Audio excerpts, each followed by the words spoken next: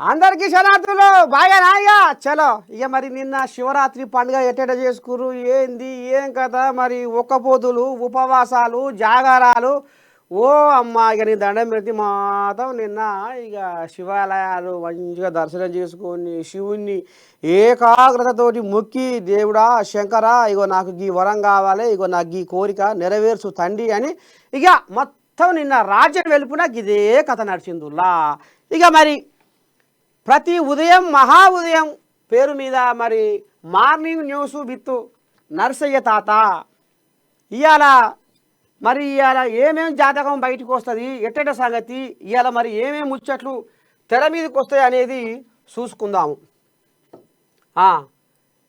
ఏముంది ఏం కథ ఇవాళ మహాపత్రిక వచ్చింది. మహాపత్రికలో ఎమ్మెల్సీ ఎన్నికల్లో గెలిచి తీరాలని ఈయన పీసీసీ పెబ్బ అంటుండు. ఎంపీగా అరవింద్ కేజ్రీవాల్ అమ్మో పంజాబ్ నుండి మళ్ళీ కోయిలాగా లెంకలు కొడుతుంది. విజయ్ని గెలిపిస్తా పాపులారిటీలో ధోనిని మించిపోతా ప్రశాంత్ కిషోర్ సంచలన వ్యాఖ్యలు. ఇక ఈ కోయిలాకు తెలంగాణ పొద్దుదాకా ఇదే పని. ఆయవన్న వార్త ఏమొచ్చిందయ్యా మహాపత్రికలు అంటే కేదారు కేటీఆర్ పార్ట్నర్ రాడిసన్ డ్రగ్స్ కేసులో కేదార్ నిందితుడు. డ్రగ్స్ కేసు విచారణకు వచ్చే దశలో అనుమానాస్పద మరణం హబ్బరకొండ. ఇక నిన్నయాల రేవంతమయ్యా కంకణం కట్టుకొని ఎట్టనన్నా చేసి ఏదైతే ఈ రాడిసన్ హోటల్లో జరిగిన కథకాడికెళ్ళి ఈ డ్రగ్స్ విచారణ ఎట్లా దీన్ని కొరికి తీసుకురావాలి, దీని తెర లోపల ఎవరున్నారు, ఏంది ఏం కథ అనేది దీన్ని సాప కింద నీరు లెక్క విస్తరింపజేయాలి, దీన్ని కేసును మొత్తం బట్టబయలు చేయాలని ఇప్పుడు రేవంతమయ్యే ఆలోచన చేస్తుడు. అయితే ఇప్పుడు ఇక్కడ జరిగిన ఉద్దారకం ఏమైంది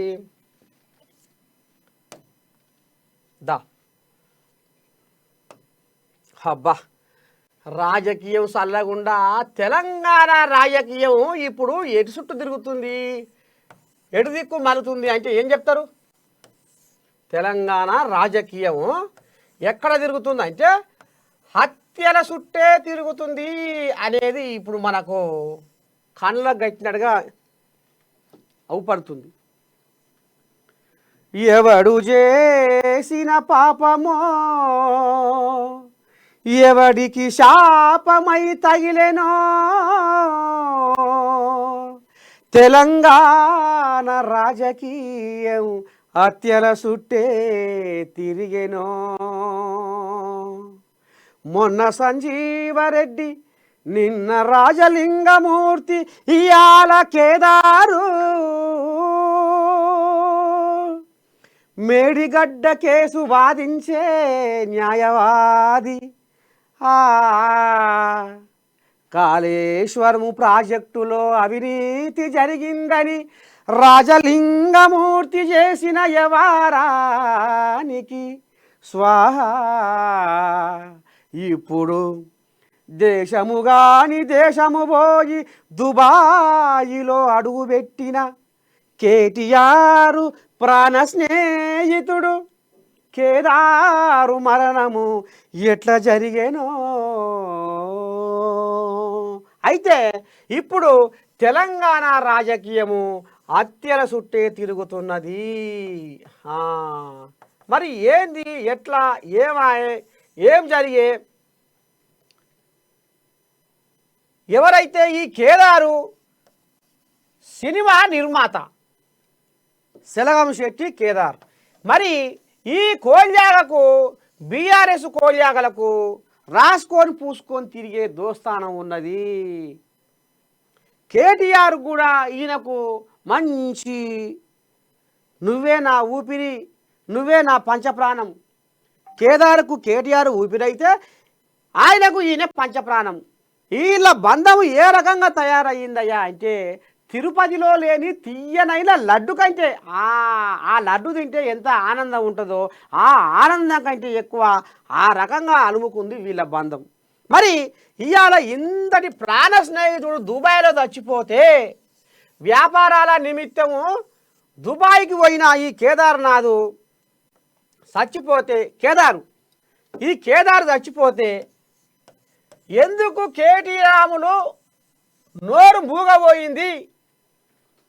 కేదారు చచ్చిపోతే కేటి రాములు పంచప్రాణమైన కేటి రాములు నోరు ఎందుకు మూగబోతుంది, ఎందుకు నోటికి కుట్లేసుకున్నాడు అనేది ఇప్పుడు తెలంగాణ సమాజము ఒకటే ఆలోచన చేస్తుంది అట. అయితే ఇక ఇక్కడ రియల్ ఎస్టేట్లో మళ్ళా పోతే అయ్యేం ఉంటే కదా డిస్కు ఆట ఆడుకునేటివి, అది పబ్బుల నిర్వహణ, రియల్ ఎస్టేటు, మళ్ళా పోతే ఇక వ్యాపారాలు, కార్ల వ్యాపారాలు కూడా చేసుకున్నారట. ఇక ఇంట్లో కేటి రాములు బామ్మర్ది రాజపాకాల కూడా ఇలా రాసుకొని పూసుకొని తిరిగిండు అనేది కూడా మనకు గుసగుస వినపడుతుంది. ఎందుకంటే ఈ ఏదైతే కేదార్నాథ్ కారు ఉందో ఈ కార్ల కేటి రాములు బామ్మర్ది రాజుపాకాల కూడా మస్తుగా తిరిగిండు అనేది కూడా తెర మీదకి వస్తున్నటువంటి అంశం.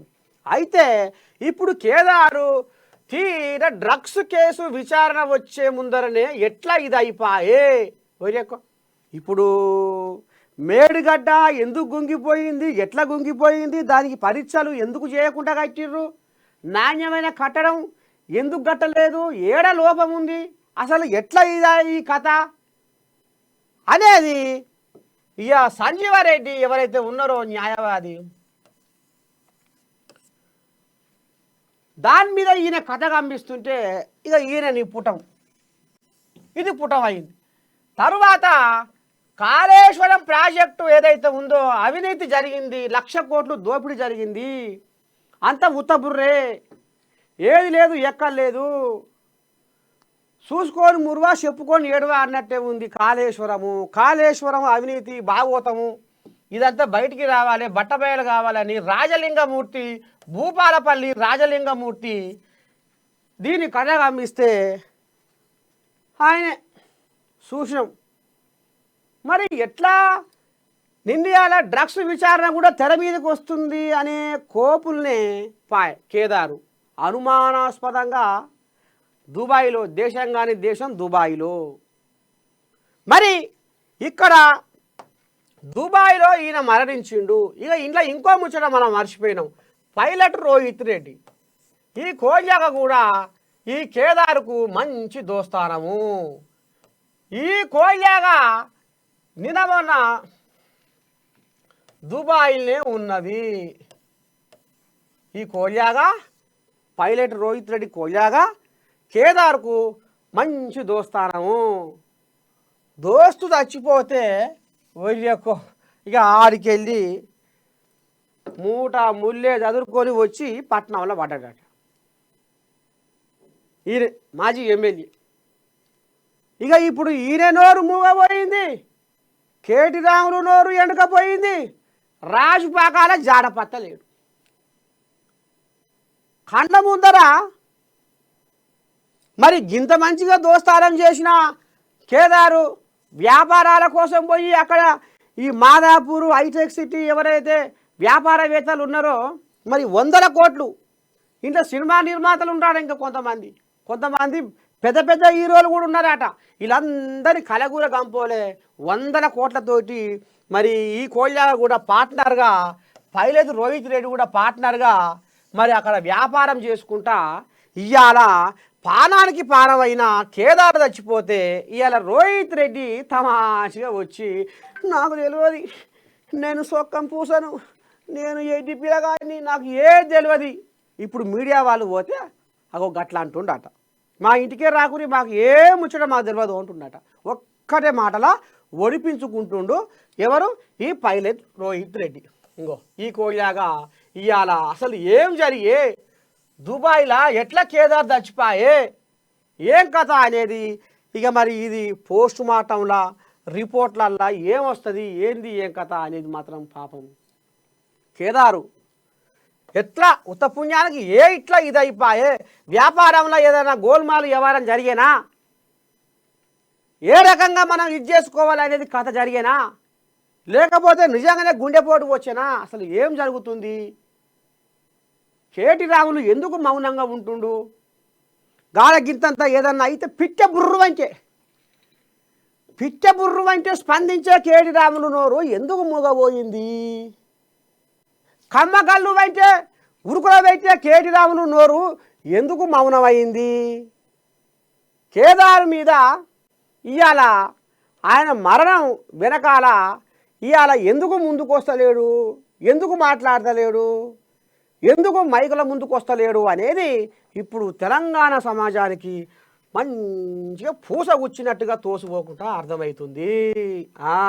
ఇగో ఇది కథ మొత్తానికి. పాపం ఇక్కడ పైలట్ రోహిత్ రెడ్డి, ఇటు కేటి రాములు, ఆయన బామ్మార్ది రాజుపాగాల మరి ఎట్లా చేసే ఏమి చేసే ఏంది ఏమా అనేది మాత్రము ఇప్పుడు తెర మీదకి వస్తుంది. చూడాలి మరి రేపు అసలు ఏం జరగబోతుంది, అసలు కథ ఏంది అనేది మనము రేపు దీని మీద ఇక మరి ఏం తేలుతుందో చూద్దాం. ఇది కథ మొత్తానికి. కేదారు కేటీఆర్ పార్ట్నరు అనేది మాత్రము ఇవాళ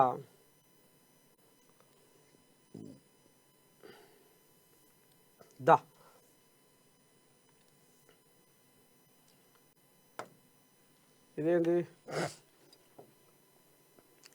జ్యోతి మిస్టరీగా మరణాలు. అదే ఇక ఇప్పుడు చెప్పుకున్నాం ముచ్చటే, మిస్టరీగా మరణాలు.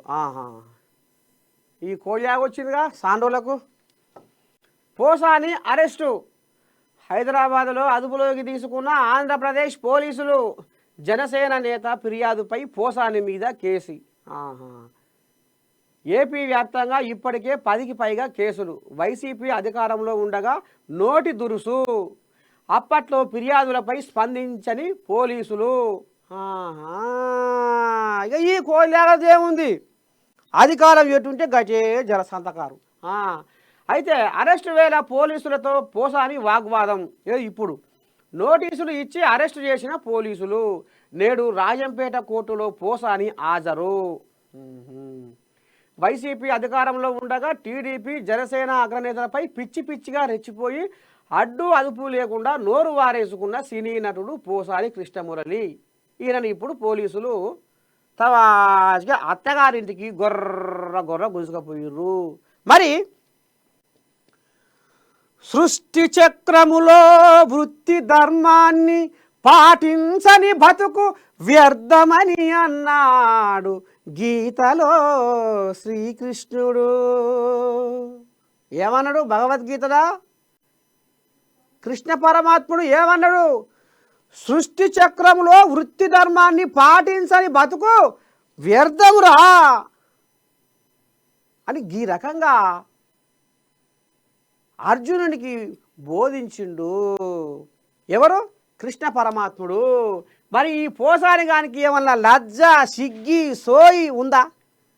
నోటికి ఏ మాట వస్తే ఆ మాటే. రాజకీయం మాట్లాడాలంటే పార్టీ పరంగా నువ్వు సద్విమర్శ చెయ్యి, అది గట్ల కాదు. దాని వెనకాల మర్మం ఈ రకంగా ఉంది. ఇగో అసలు కథ గిది. కానీ ఈ నీచ నికృష్ట దుష్ట దుర్మార్గ అష్ట పాపాల దుష్ట చండాల అన్నట్టుగా అగో గా పాపం ఒడిగట్టుకొని ఇయ్యాల ఈ పోసాని శుద్ధపూస ఏం మాట్లాడింది, ఇయ్యాల ఎందుకు అరెస్ట్ చేయవలసి వచ్చింది అంటే ఇగో ఈ కోళ్ళగా గతంలో ఏమన్నది, ఏ రకంగా నోటి దురుసు మరి పారేసుకున్నాడు, నోరును ఎట్లా అదుపులోకి పెట్టుకోలేకపోయిండు, ఏమేం మురికి కూతలు కూసిండు అనేది జర్ర రెండు ముచ్చట్లు మనం వినాలి. ఇక కానీ ప్రశ్నలు వేయించావు కదా నా భార్య పట్ల, నేను కొన్ని ప్రశ్నలు వేయాలి. నీ సైకోతో ప్రశ్నలు వేయించాడు కదా, నేను కూడా నీ మీద కొన్ని ప్రశ్నలు నాకు కూడా కొన్ని సంధిస్తున్నా. పవన్ కళ్యాణ్, నువ్వు షూటింగ్కి వెళ్ళేటప్పుడు వెళ్ళంగానే నీ పెళ్ళం మీ ఇంట్లో పని వాళ్ళతో అక్రమ సంబంధం పెట్టుకుంది అని ఎవరో చెప్పారు, నిజమా కాదా? ఆ బిడ్డలు నీకు పుట్టలేదంట, పని వాళ్ళకే పుట్టారంట, నిజమా కాదా? తల పట్టుకోకలేదు గురువు గారు, ఎందుకు చెప్పమంటారా? ఓపెన్ గా ఉండండి. ఇక్కడ నా భార్య సమస్య కాదు, ఇది నాగరికత. సాంప్రదాయం, సంస్కృతి, విలువలు కోళ్ళాలు అడుగుతున్నాయి. ఇది అక్కడికే సబ్జెక్టు. ఏమండి ఒక ఆగండి, ఏమండి వినండి, మీరు జర్నలిస్టా? జర్నలిస్ట్ అయినప్పుడు అలా అడుగుతారు. ఆగండి సార్, ఆగవయ్యా, నువ్వు చాలా తెలివి కలబడి ఏం చెప్తా.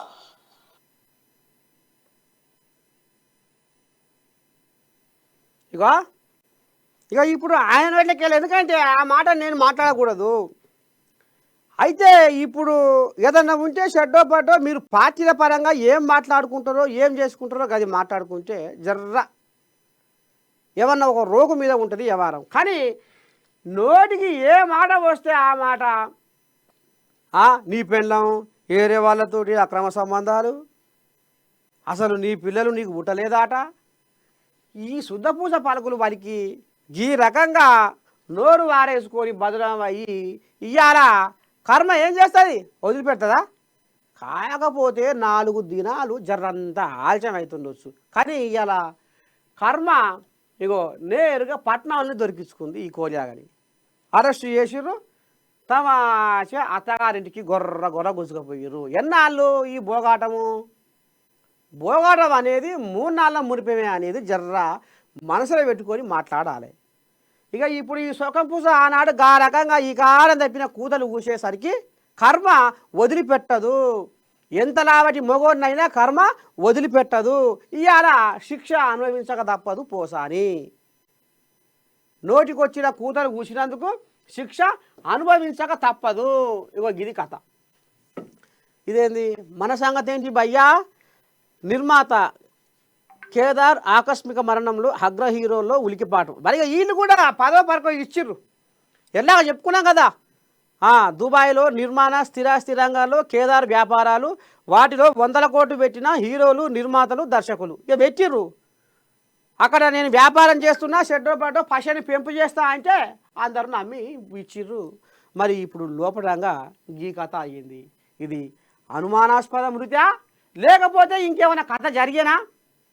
మరి ఇప్పుడు ఈ బీఆర్ఎస్ ఆమ్ముగ్దారులు ఎవరైతే కేటీ రాములు, రాజు పాకాల, ఈ పైలట్ రోహిత్ రెడ్డి ఎందుకు త్వరల వంతుర్రు, బయటకు వచ్చి ఎందుకు మాట్లాడతలేరు అనేది ఇప్పుడు జరంత అనుమానం కొడుతుంది.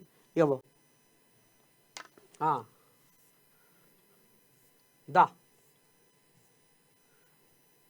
సాక్షి ఇదే ఇండ్లేమొచ్చిందా?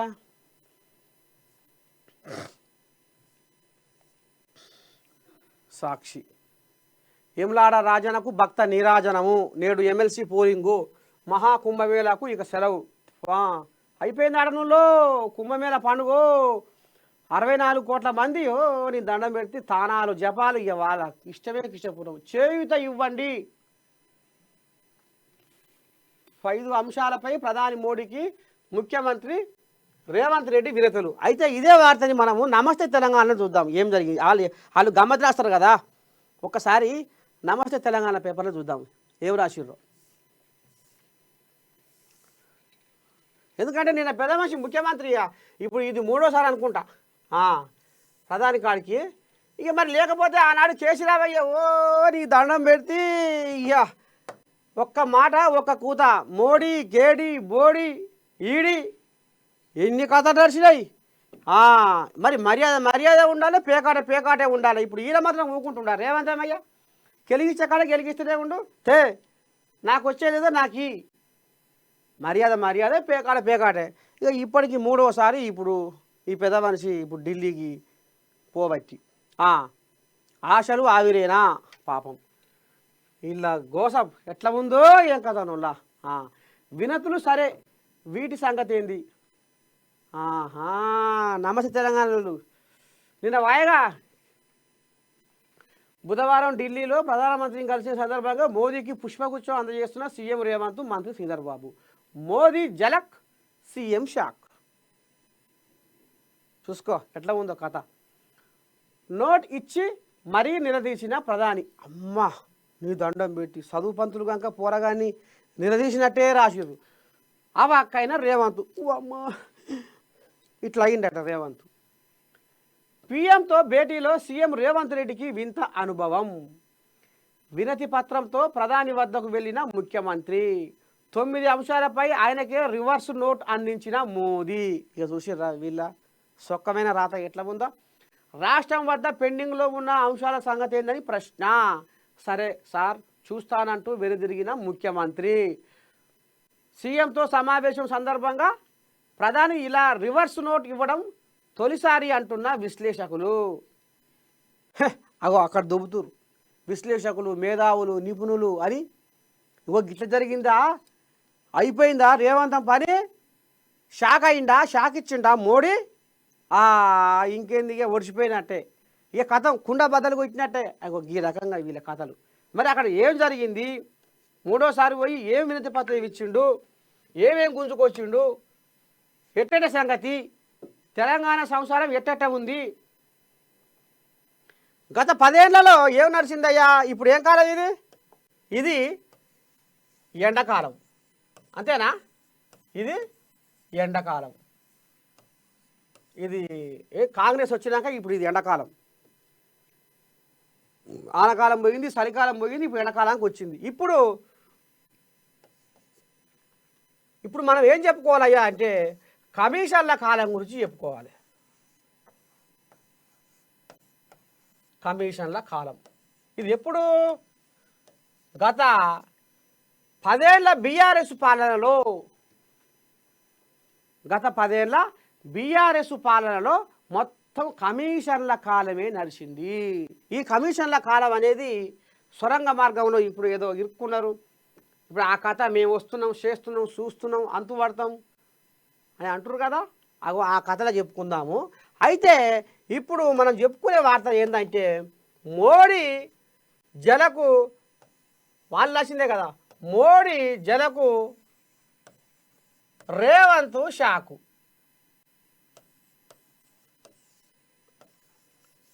రేవంత్ షాకు, ఈయన ఉనికిపోయింది అన్నట్టు, భయపడ్డాడు అన్నట్టు.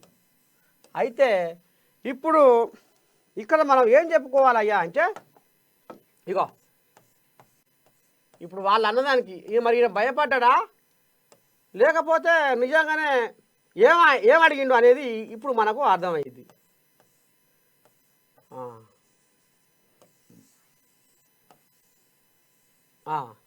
ఇగో వింటుంది కదా, ఇగో ఈయనే రేవంత్.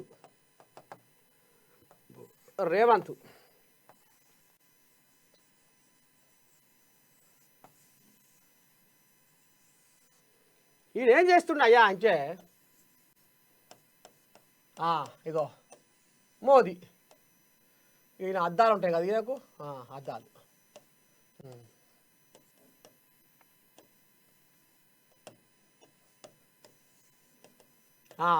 ఇక చూడండి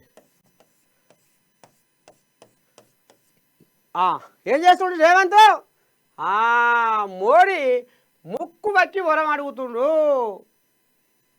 మరి ఏం వరాలు అయ్యి ఏంది ఏం కథ అంటే, మాకు నువ్వు 5 వరాలు ఇవ్వవలసిందే, లేకపోతే నేను ఈడికెళ్ళి పోను. ఇక అమ్మ కోయాగా ఇది గట్టిదే, ఇది కూతపెట్టిదే కాబట్టి దీన్ని ఇక అతరబుత్తర ఏదో గాలిగా అది చెప్పి ఎలాగొట్టి పోయే కోయా కాదు ఇది అని ఇక మోడీ కూడా చిన్నగా మాట కలిపి మరి నిన్న మొన్న సొరంగ మార్గము తవ్వకాల విషయము, మరి ఆ టన్నెలు ఇక అంతా చిక్కుకొని ఏదో పాపం వాళ్ళు అతలా కుతలం అవుతున్నారట, మరి ఏంది ఏం కథ అనేది కూడా అరుచుకున్నారట, షేడో పాటో వ్యవహారం మాట్లాడుకున్నారట. ఇక మరి అసలు ఏంది, మరి ఇప్పుడు ఏం పని మీద వచ్చినావు పిల్లగా అని మోడీ అడిగితే రేవంత్ అయ్యా ఏం చెప్పిండయ్యా అంటే, ఇగో నాకు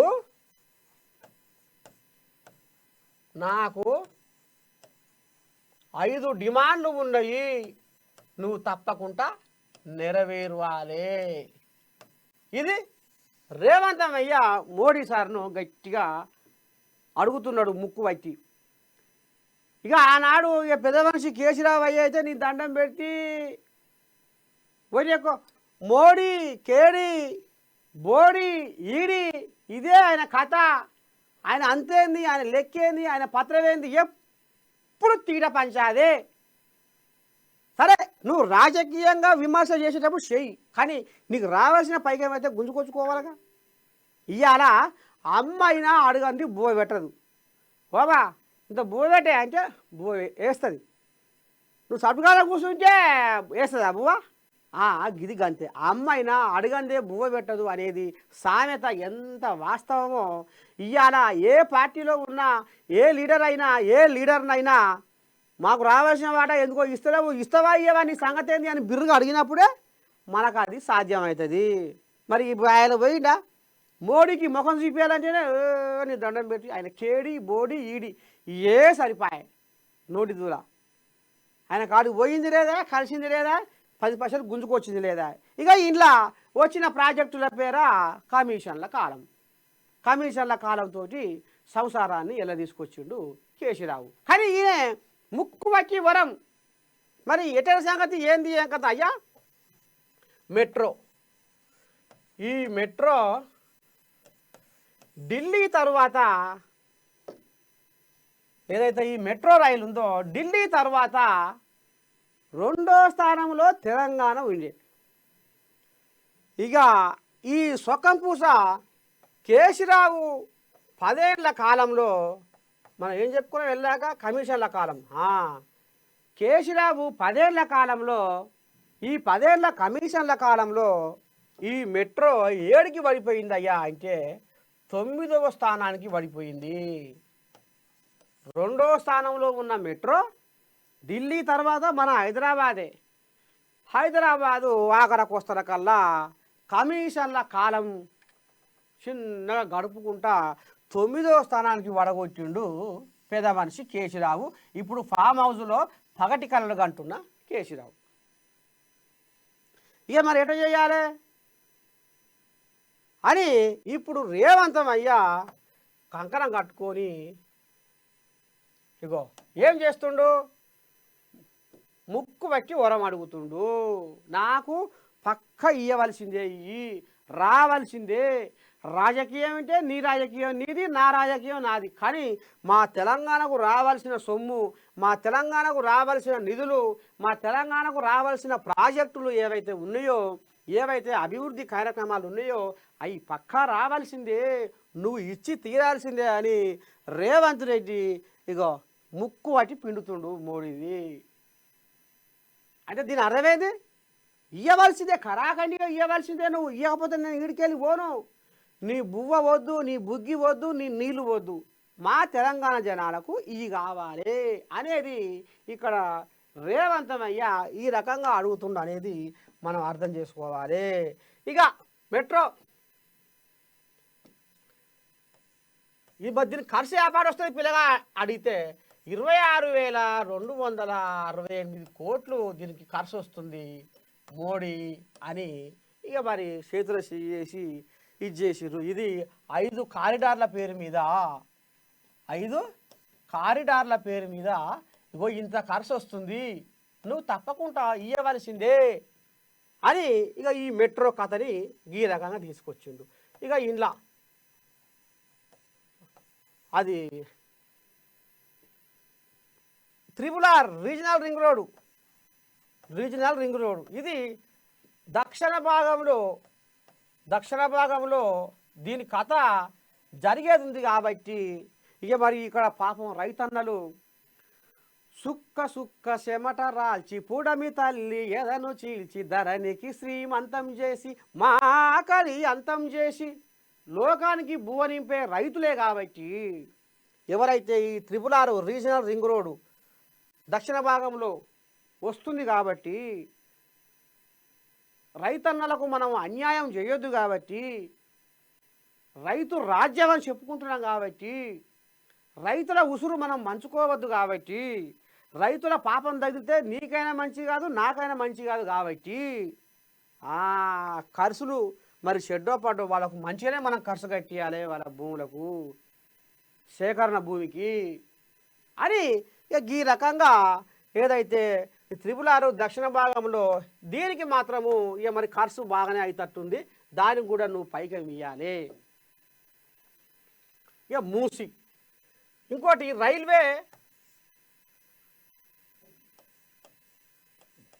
రీజనల్ రైల్వే. ఈ రైల్వే కూడా హైదరాబాదు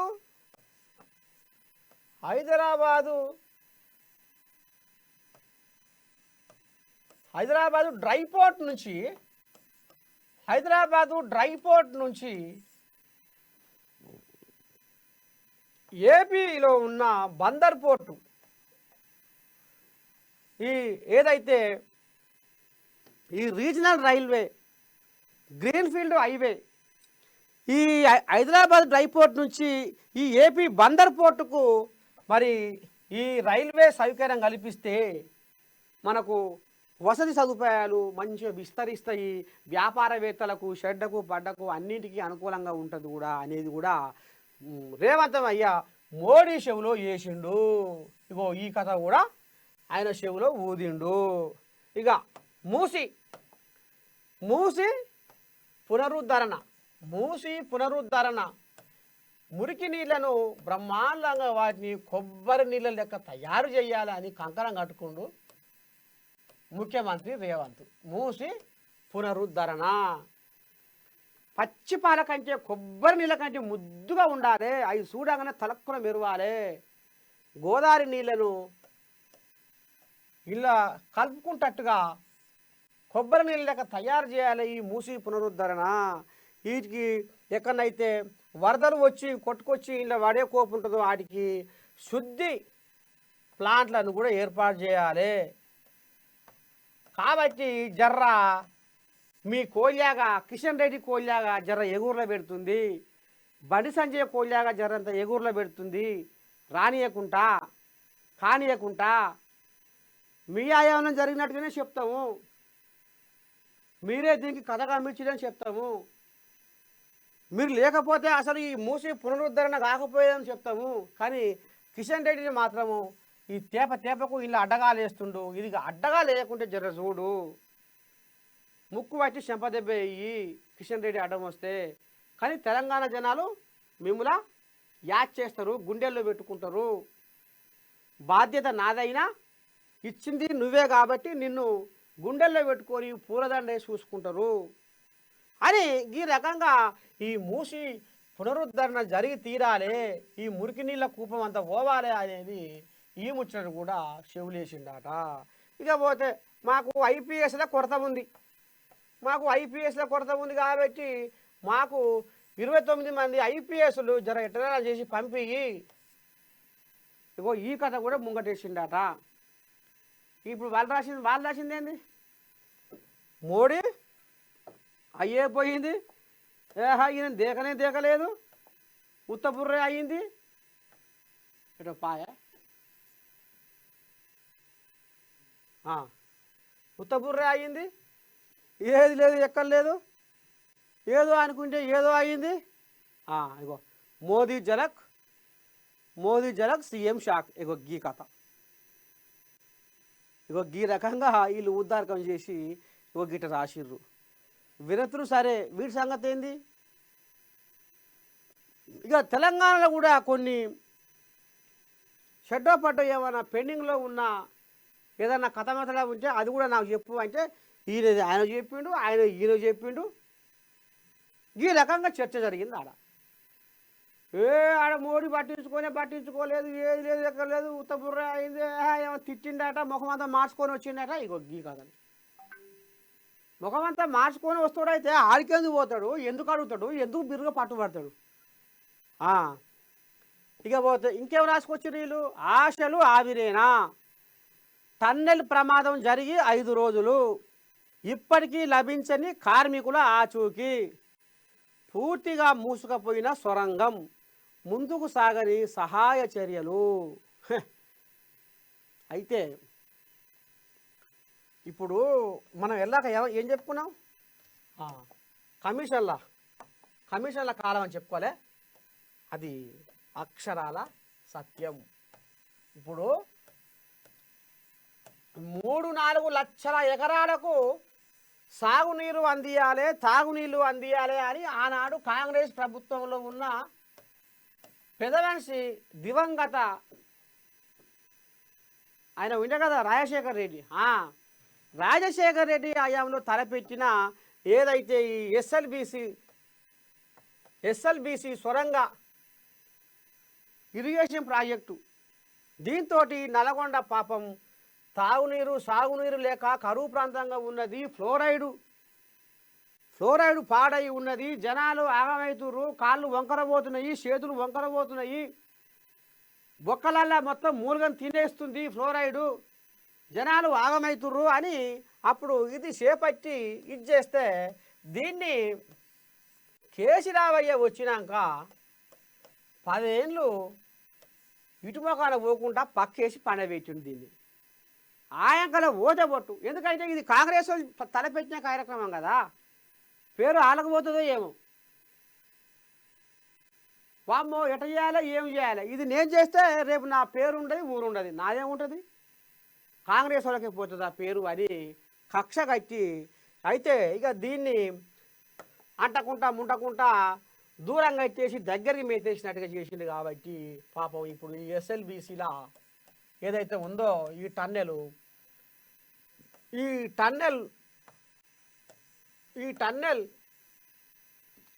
బోరింగ్ మిషన్, ఈ టన్నెల్లో బోరింగ్ మిషన్ ఉంటుంది కదా, అది ఏదో పాడైపోయిందట. అంటే బ్లేడ్ సమస్య, ఇంట్లో ఒక బ్లేడ్ సమస్య వచ్చిందట. ఇంట్లో ఇక మొత్తం ఇక ఏముంటుంది, ఇక ఇప్పుడు ఏదైనా వాడకం ఉంటేనే, ఏదైనా మనిషి అయినా మిషన్ అయినా ఏదైనా వాడకం ఉంటేనే అవుతుంది. 10 ఏళ్ళ సంది అటంకర మళ్ళీ చూడకుండా అటు ముఖం చూపించకుండా దాన్ని ఉద్ధారకం చేస్తే ఇవాళ గీ కలంపం. ఇవాళ మేము వస్తాము మేము చూస్తాము, వస్తూనే ఉన్నాం ఆయ పాయ ఓ గిట్లా. ఇప్పుడు ఆయన చేసిన మీరు ఉద్ధారకం మంచిగా ఉంటే 10 ఏళ్ల కాలంలో మీరు పట్టించుకొని ఇది చేస్తే ఇవాళ 3-4 లక్షల ఎకరాలకు సాగునీరు అందు, తాగునీరు అందు, నల్లగొండ సస్యశ్యామల బాబు. చేయొద్దు, ఎందుకు చేయొద్దు, అక్కడ కోమటిరెడ్డిలకు పేరు, కోమటిరెడ్డిల బలం దించాలి, కోమటిరెడ్డిలు ఏందయ్యా మీరు చేసిన ఉద్ధారకము అని జనాలు అనాలి అని వాళ్ళ మీద పగతోటి కక్షతోటి ఈ కోడియాగా ఫామ్ హౌస్లో పగటికరలు కంటున్న కోడియాగా ఇక ఈ రకంగా ఉపాయం చేసి ఇయ్యంకల మళ్ళీ చూడకుండా శిశవర్కల్ని టన్నెల్ బోరింగ్ మిషన్లో బ్లేడ్ సమస్య వచ్చిందట. ఇక ఇది పాపం. ఇప్పుడు ఇక అది చిన్నగా ఆ సమస్య పాడిగాను ఇక లోపట ఈ ఏదైతే భూమి మెత్తబడిపోయిందట.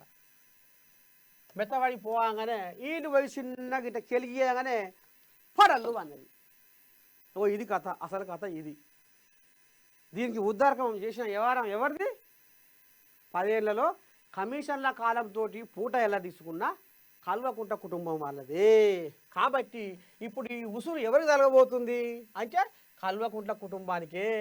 ఇవాళ మళ్ళీ మేము సొక్కం పూసలము, శుద్ధ పూసలము, మేము రామ సక్కనోళ్ళము, చూడ సక్కనోళ్ళము, మేము చేస్తే నీ దండం పెడితే 14 లోకాలు ఎగురు పెట్టింది, ఇచ్చుకపోయి బచ్చల పండు వంతుంది, మేము వస్తాం మేము వచ్చి చూస్తాం, ఉద్ధారకం చేస్తామని ఇప్పుడు మళ్ళీ మాట్లాడుతుంది. ఆయల్లో పోయి ఆయల్లో చేసి చేపట్టి షెడ్డో పడ్డో ఈ ఎస్ఎల్బిసి ఈ సొరంగ మార్గం షెడ్డో పడ్డో శాసనాకరణ చేద్దామన్న ఆలోచన ఎందుకు లేకపోయింది? 10 ఏళ్ల సంది ఈ పాపం మూట కట్టుకొని ఇవాళ ఉత్త పుణ్యానికి నిన్నయాల ఏదో చేద్దాము అంటే అది ఇక ప్రకృతి వైపరీత్యం అన్నట్టే కదా. ప్రకృతి సహకరించకపోయా మీరు చేసే వ్యవహారానికి అది ముదిరి పాకానికి వచ్చి పంట పండేది. ఇప్పుడు వాళ్ళు ప్రణాళిక చక్కగా పెట్టుకోలేదు, వాళ్ళు వ్యవహారం మంచిగా చేయలేదు, వారు ఆలోచన మంచిగా చేయలేదు. ఇగో ఇప్పుడు గిసవని కథలు ముంగటేస్తారు బీఆర్ఎస్ వాళ్ళు. ఈ పాపం అంతా 10 ఏళ్ల కాలంలో కమిషన్ల కాలం తోటి పూట గడుపుకున్న బీఆర్ఎస్ కోల్యాగలేదే. ఇగో గిది కథ మొత్తానికి. ఇగో ఈ రకంగా వ్యవహారం నడుస్తుందిలా. మళ్ళీ ఇప్పుడు ఆశలు ఆవిరేనా. కానీ ఏది ఏమైనా పాపం వాళ్ళు 5 రోజుల సంది ఏమా ఎట్లా అని ఏ క్షణాన ఎవరికి ఏమవుతుందో, ఏ రోజు ఏ గండం ఎదురవుతుందో ఊహించగలమా?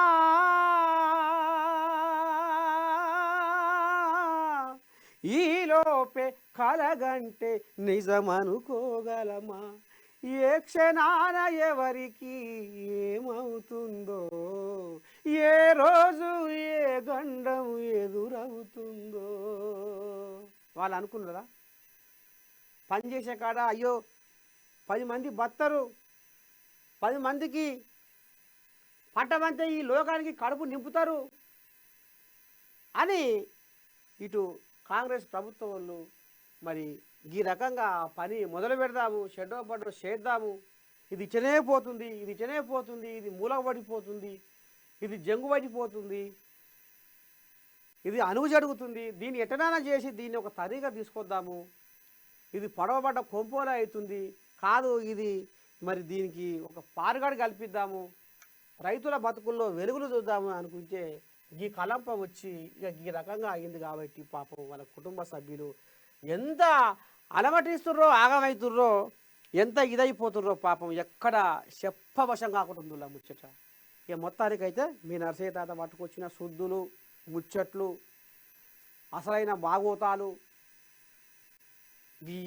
ఇవాళతోని ఇక రేపు పొద్దుగాల మళ్ళా కలుసుకుందాము. మళ్ళా తీరు వ్యవహారాలు, లోపలి గుసగుస ఏంది, తెర మీద ముచ్చట ఏంది అనేది పూస కూర్చున్నట్టుగా అరుచుకుందాము. అంతవరకు దాకా మీరు ఏం చేయాలి, చూస్తూనే ఉండాలి. మన ఏఎన్ఎం శనార్థి. నమస్తే, ఉంటా, సెలవు.